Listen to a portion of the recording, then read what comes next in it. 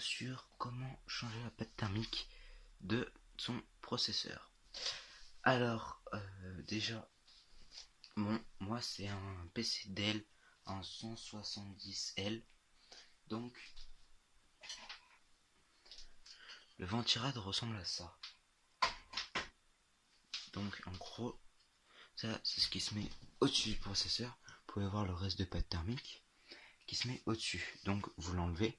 Je vais pas vous montrer parce que selon les portables, selon les ordi que vous avez, et c'est très rare que ce soit comme le mien. C'est souvent le ventilateur qui est au-dessus.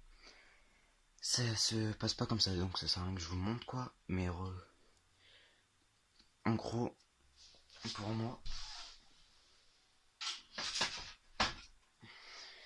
c'était ces pattes là qui étaient sur le côté à tirer vers là et à soulever pour le décoller. Alors une fois là, vous pouvez voir le processeur ici. Alors vous l'ouvrez, vous le prenez, faites très attention de ne pas abîmer les pattes. Je sais pas si vous pouvez voir correctement. Faites attention de ne pas abîmer les pattes. Normalement au-dessus c'est bourré de pâte thermique, comme il y a ici. Sauf que moi en fait ça c'est de la pâte thermique blanche, et comme vous pouvez voir ça part très facilement. Alors vous grattez avec un coton-tige, n'importe quoi, pour nettoyer ça. Et pareil pour le dessus du processeur, sachant que le processeur vous le prenez toujours comme ça parce qu'il y a tous les petites pics et c'est comme ça qu'on épime un processeur. Du coup j'ai de la pâte thermique. Alors c'est de la pâte thermique tout ce qui est plus banal quoi. Bon, c'est vraiment une petite seringue parce que je vais en mettre sur celui-là je vais en mettre sur celui-là et je pense pas faire d'autres processeurs. Voilà, j'ai retrouvé le nom, donc j'en ai acheté une petite quantité. Quand vous en mettez, pensez bien quand vous remettez le ventirad à le mettre bien dans le bon sens. Alors moi, pour mettre la pâte thermique, il y a plusieurs possibilités. Soit on met un point au milieu et après on étale, soit comme moi je vais faire, une croix en mettant plus sur le côté et moins au milieu. Alors je vous montre. Alors avant de mettre sur votre processeur, mettez votre processeur dans votre PC et vérifiez bien que ça tient bien. Une fois que ça tient bien, vous prenez votre pâte thermique,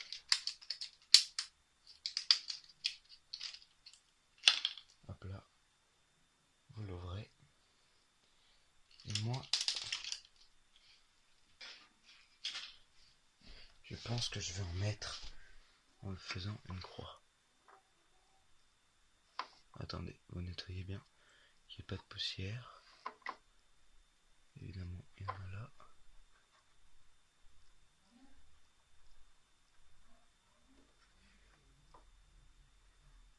Et vous en mettez moins au milieu du coup, plus sur les côtés. Voilà, hop là. Et voilà. Mieux vaut en mettre un peu trop que pas assez, parce que s'il n'y en a pas assez, de toute façon, ce sera pas bon. Alors, après, vous mettez votre ventirad dans le bon sens. Et voilà. Voilà. Hop là. Bougez un peu. J'espère que ça tient bien. Vous appuyez un peu. Et après, vous remettez les fixations.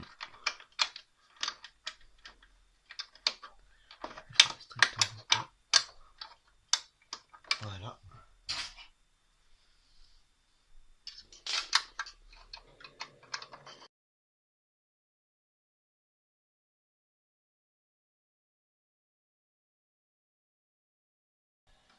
Hop là. Et là, normalement, c'est censé tenir. Et c'est censé pas bouger. Et voilà, vous avez changer la pâte thermique d'un processeur. C'est simple et ça vous coûtera après, si vous êtes débutant là, et vous avez un petit PC comme le mien, qui va pas être avec un pas très gros processeur, parce que c'est qu'un Pentium 4. Vous n'avez pas besoin de prendre de la pâte thermique non plus avec une qualité extraordinaire. Moi, la pâte thermique, j'ai pris la moins chère, hein, qu'elle m'a dû me, ah, elle m'a dû me coûter dans les 6 euros à peu près. Et je pense que ça tiendra bien pendant encore quelques temps. Et si vous voyez que vous pensez que vous êtes loupé, n'hésitez pas à enlever, à nettoyer et à en remettre. Et là, comme vous pouvez voir, vous n'en utilisez pas tant que ça, de toute façon. Et après, n'oubliez pas de bien remettre le ventilateur, le radiateur, le ventirad en gros. Parce que moi, en fait, c'est un ventilateur et un radiateur, ce qui fait le ventirad, mais voilà. Normalement, au-dessus, c'est un ventirad. Et voilà, j'espère que ça vous aura plu et que ça vous aura été utile.